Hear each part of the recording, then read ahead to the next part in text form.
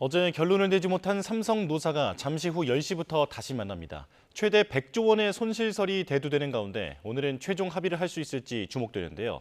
오늘 삼성전자 주가 흐름 그리고 증시 전망까지 함께 짚어보겠습니다. 이정환 한양대 경제금융학부 교수와 함께하겠습니다. 어서 오십시오. 예, 안녕하십니까? 네.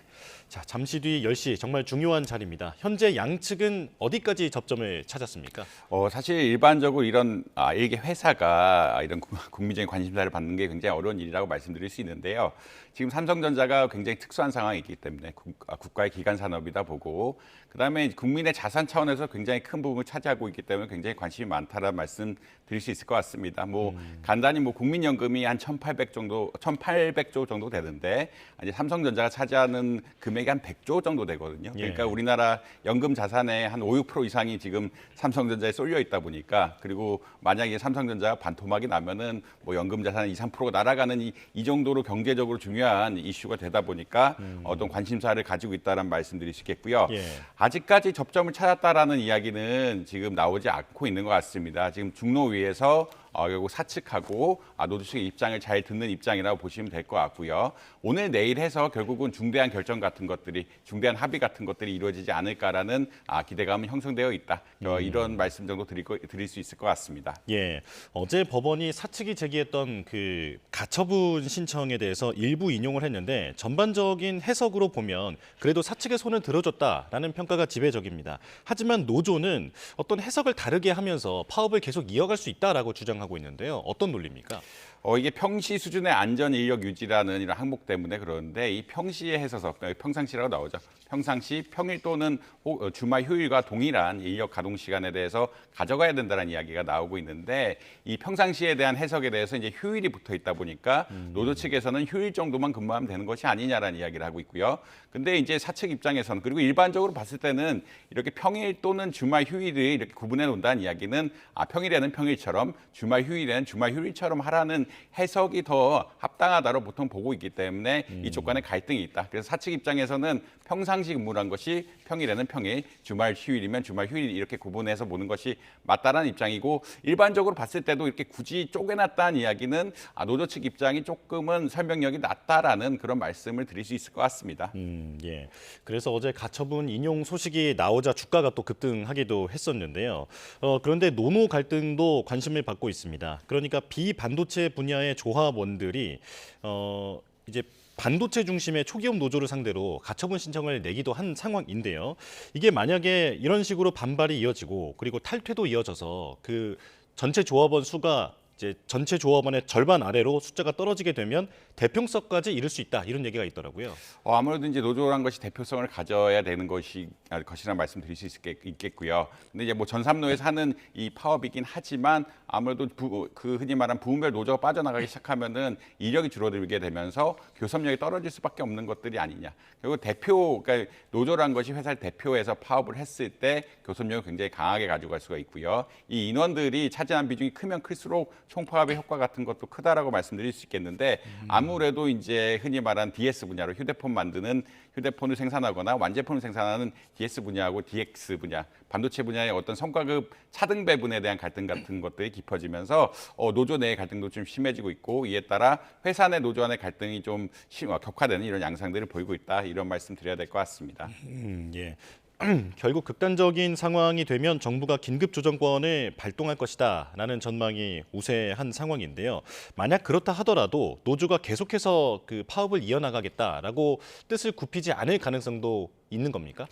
사실 이제 아까 가처분 조항을 잠깐 말씀하셨는데 가처분 조항을 할 때 이제 사측이 유리하다, 사측이 좀 일정 부분 이겼다라고 할 수 있는 조항들이 조금 있습니다. 그 말은 어떤 거냐면 이제 안전시설들 보안시설이라고 이야기하는데 보안시설 범위를 굉장히 넓게 봐서 웨이퍼 같은 것들, 웨이퍼란 것은 사실 반도체를 찍는 판이라고 보시면 될 것 같은데 웨이퍼의 보관이라든지 이런 거를 할 때 이런 전반적인 분야에 대해서 이 시설을 유지해야 된다, 평시로 운영해야 된다는 이야기라고 나오고 있고요.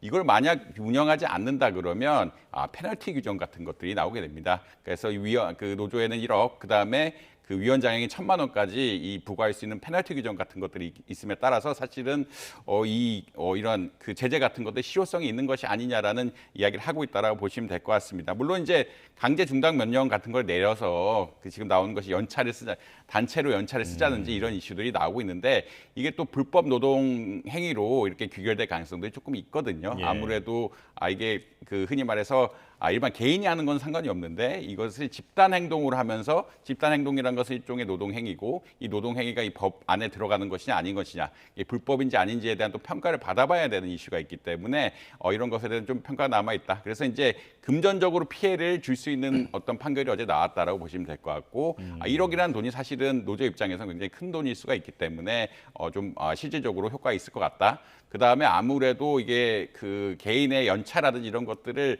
쓸 수는 있겠지만 이렇게 연차를 조직할 때 집단적인 행동을 하게 되면은 또 어떤 노조의 행동으로 여겨질 수 있는 권한으로 볼 수가 있기 때문에 이런 것에 대한 불법성 여부 역시 좀 판단을 받아봐야 되는 이런 상황이다. 이런 말씀 드릴 수 있을 것 같습니다. 예, 노조는 또 그 성과급 산정의 기준이 되는 EVA라고 하는 그 개념에 대해서 투명화를 요구하고 있는데 지금 기존 시스템 내에서는 어떤 문제가 있는 겁니까? 아무래도 경제적 부가가치, EVA란 경제적 부가가치라는 이야기인데 경제적 부가가치는 회계적인 개념이 아니죠. 회계적인 개념이 아니란 것은 우리가 회사의 재무제표를 봤을 때 얼마만큼 우리가 우리가 보너스를 가져가는지에 대해서 조금 불만이 있다. 그게 명확하게 나오지 않는다는 입장으로 보시면 될 것 같고요.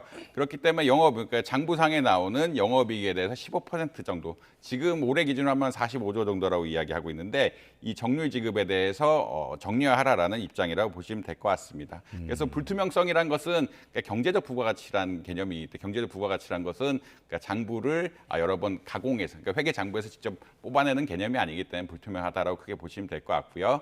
다만 이제 그 영업이익으로 가게 되면 좀 투명하긴 한데 지금 15% 성과급을 항시 지급하라는 이야기로 나오고 있어가지고 예.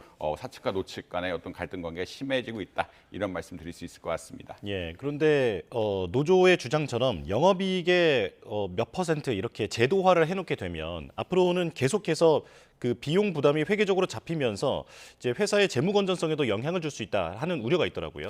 이게 비용의 사실 영업이익이랑 간단히 말씀드리면 매출에서 이제 일반 비용들을 뺀 금액이라고 보시면 될 것 같고요.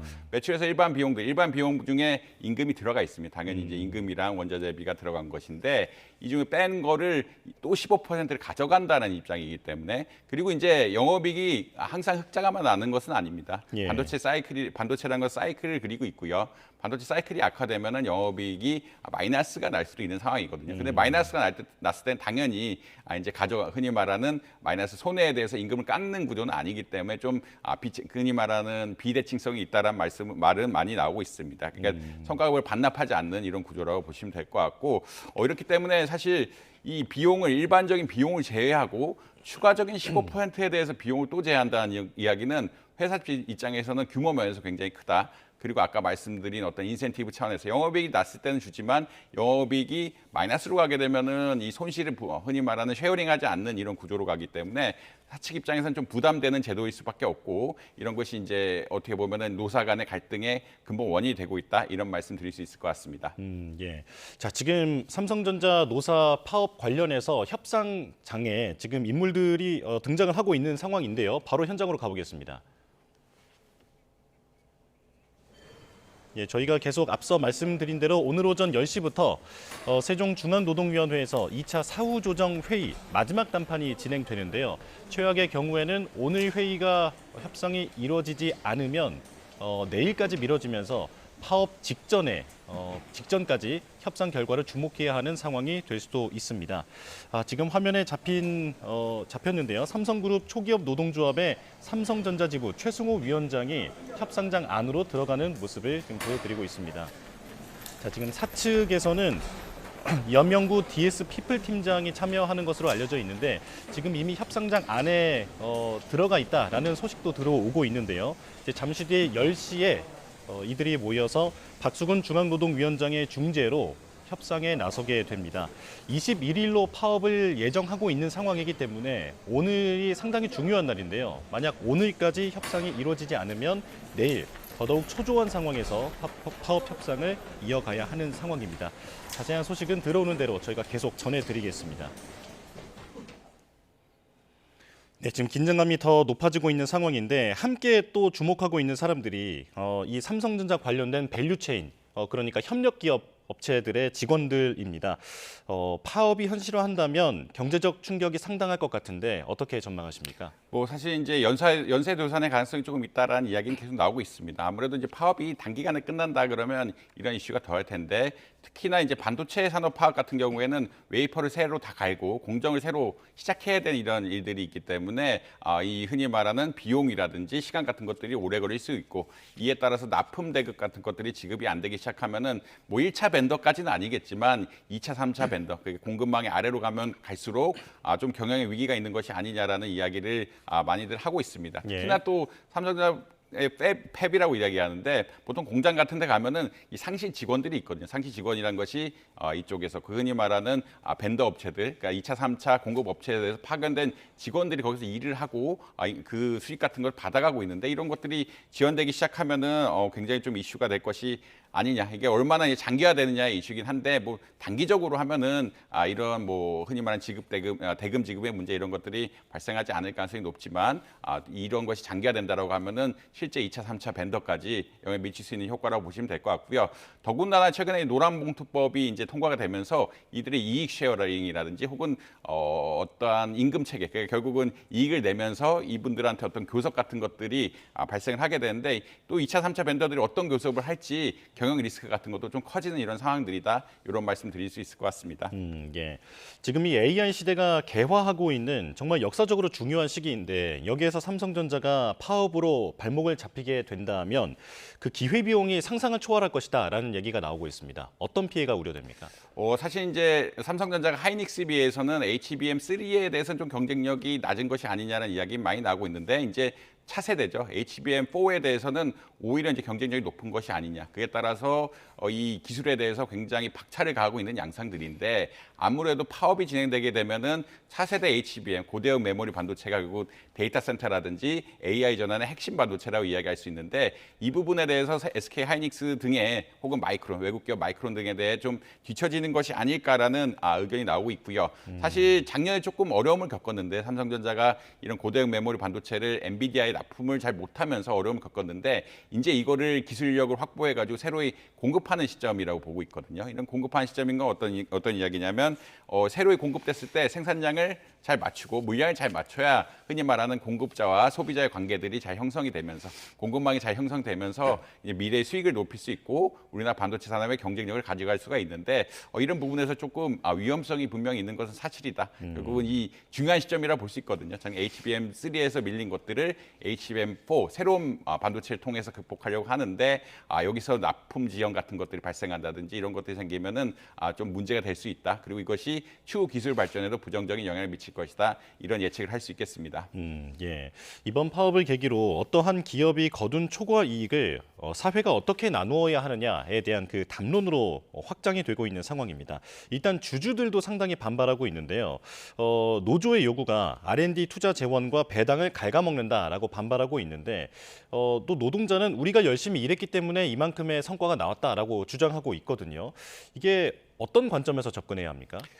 사실 이제 아까 영업이익에 대해서 간단히 먼저 뭐 좀 말씀드려야 되는데 네. 영업이익은 아까 말씀드린 것처럼 그 매출에서 비용을 뺀 것이죠. 예. 비용에는 투자 부분이 들어가지 않습니다. 투자 부분이란 건 어떤 거냐면 물론 감가상각이라든 이런 부분에 일부 들어가긴 하는데 투자 부분이 안 들어간다는 이야기는 영업이익의 15%를 노조 측에 지급하게 되면은 투자 이제 남은 것들이 사실 투자로 가야 되는데 그러니까 사실 원가를 제외하고 남은 것들 투자로 가야 되는데 투자란 것이 R&D 투자일 수도 있고 흔히 말하는 자본적 지출일 수도 있는데 이 부분에 있어서 15% 이상 손해가 나게 된다. 그리고 15% 이상 손해가 나면은 미래 배당 같은 것들이 굉장히 줄어들 것이 아니냐. 미래 배당이 줄어들게 되면 수익이 줄어들게 될 수밖에 없고 수익이 줄어들게 된다는 건 주가 하락으로 있을 수밖에 없거든요.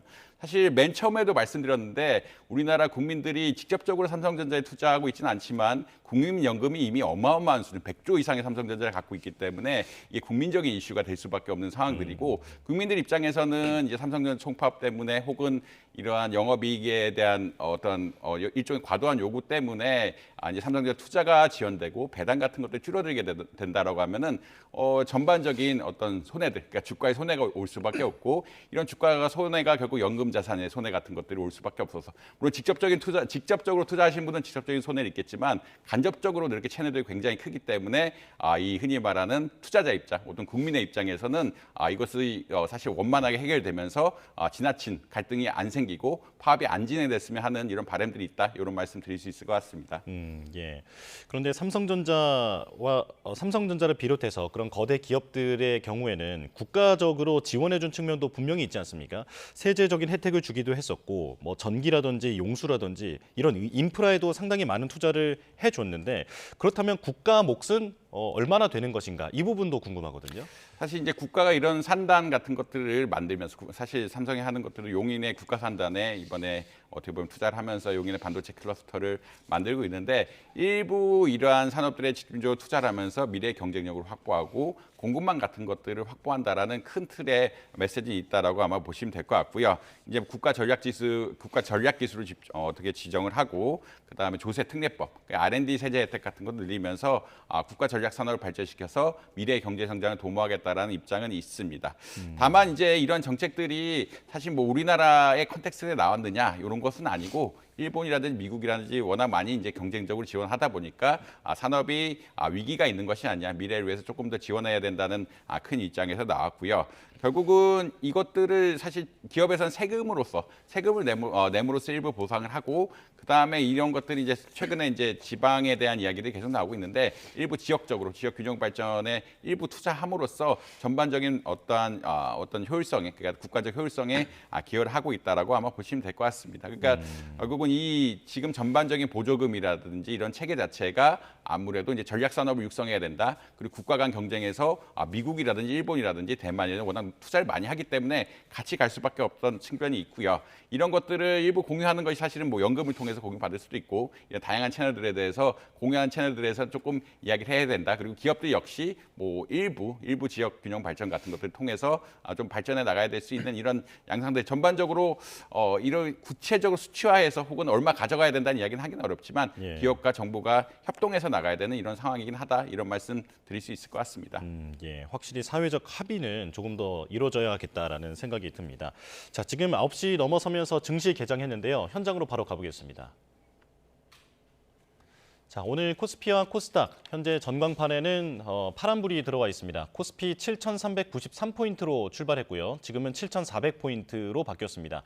그리고 코스닥 1,108포인트 가리키고 있는데 지금 코스피는 1% 넘게 하락하며 출발하고 있는 상황입니다. 그리고 코스닥은 1,100포인트도 위태로운 상황까지 내려가고 있는 상황입니다.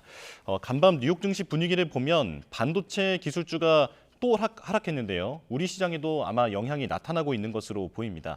자, 다만 어제 같은 경우는 삼성전자의 파업이 최악으로 치닫지는 않을 거다라는 기대감 때문에 개인 자금이 유입되긴 했는데 오늘은 어떻게 움직일지 관심이 모입니다. 원달러 환율도 잠깐 짚어보겠습니다.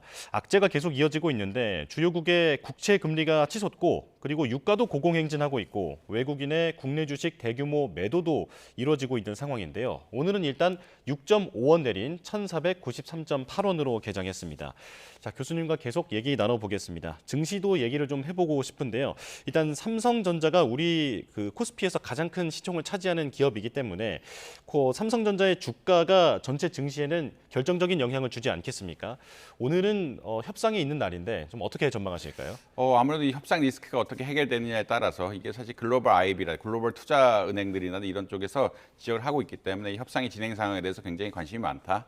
아무래도 이제 반도체 산업은 특성이 있는데 한번 이런 생산이 중단되게 되면은 예전에 뭐 정전으로 중단됐을 때만 해도 한 20분 중단돼도 500억 이상 피해가 나왔다고 할 정도로 한번 중단이 되면은 굉장히 큰 피해가 있을 수밖에 없고요. 사실 뭐 TSMC 같은 것들도 TSM 대만의 기업 역시 대만의 지진이 나니까 주가가 급락하는 정도의 큰 어떤 피해가 생기게 되면은 한번 멈추게 되면은 공정이 돌아가기 어렵다. 그에 따른 피해가 누적되고 있다라는 이런 말씀 드릴 수 있을 것 같습니다. 그렇기 때문에 어떻게 보자라면 그렇다면 이 노 협상이 어떻게 되냐? 파업에 시작게 되면 아무래도 공정의 차질이 있을 수밖에 없고 공정의 차질이 있을 수밖에 없으면 영업이익 사실 삼성전자 주가를 끌어올린 것 중에 많은 부분이 영업이익이 급상승하면서 주가를 끌어올리고 있는데 이 부분에 대한 훼손, 그러니까 이 부분에 대한 우려가 커질 수밖에 없기 때문에 주가가 좀 민감하게 반응할 수밖에 없다라는 말씀드릴 수 있겠고요. 아무래도 좀 AI 관련해서 어제 나스닥 같은 것들이 나스닥 지수가 좀 좋지 않았기 때문에 오늘 부정적인 영향을 받고 있긴 하겠지만 아무래도 이 파업의 어떤 전망 이런 것들이 가장 중요하지 않을까 이런 말씀드릴 수 있을 것 같습니다. 예, 짧게 하나만 여쭤보겠습니다. 지금 우리 증시가 큰 변동성 보이고 있는 원인 중에 하나로 지목되는 게 스페이스X나 오픈 AI 같은 그런 초대형 기업들이 상장을 앞두고 있으니까 기관들이 이걸 대비해서 현재 주식을 팔아서 그 실탄을 확보하고 있기 때문이다라는 얘기도 있거든요. 이거 어떻게 보십니까? 뭐 일부 이제 흔히 말하는 기관들은 투자를 왔다 갔다 하거든요. 왔다 갔다 한다는 거는 수익성이 올라간 쪽에 수익이 많이 난 쪽은 수익 실현하고 수익성이 또 날 쪽으로 주가를 그러니까 흔히 말하는 주식 지분을 옮기는 이런 경향성들이 있기 때문에 일부 이러한 경향성들이 나타날 수밖에 없다라고 보시면 될 것 같고 예. 그래서 이제 기관들이 조금 사실 계속 매도를 하면 특히나 외국인들이 매도를 하면서 그리고 개인들이 사면서 우리나라 증시 체제가 운영되고 있는 것이 아니냐 지금 활동하고 있는 것이 아니냐라는 이야기는 계속 나오고 있다라고 아마 보시면 될 것 같습니다. 예. 그렇지만 이제 사실 여러 가지 것들이 겪어 있는데 이미 주가가 굉장히 많이 올랐고 여기에 또 수익 실현 인센티브 같은 것들이 많이 걸려 있는 데다가 불확실성 같은 것들 이란과 미국 전쟁 불확실성 여러 요인들이 있기 때문에 단순히 이 요인만 갖고 치부하기는 어렵지만 분명히 이제 흔히 말해서 국내 자금이 해외로 빠져나갈 그런 상황은 될 수 있다 이런 말씀 드릴 수 있을 것 같습니다. 네, 알겠습니다. 여기까지 설명 듣겠습니다. 이정환 한양대 경제금융학부 교수와 함께했습니다. 고맙습니다.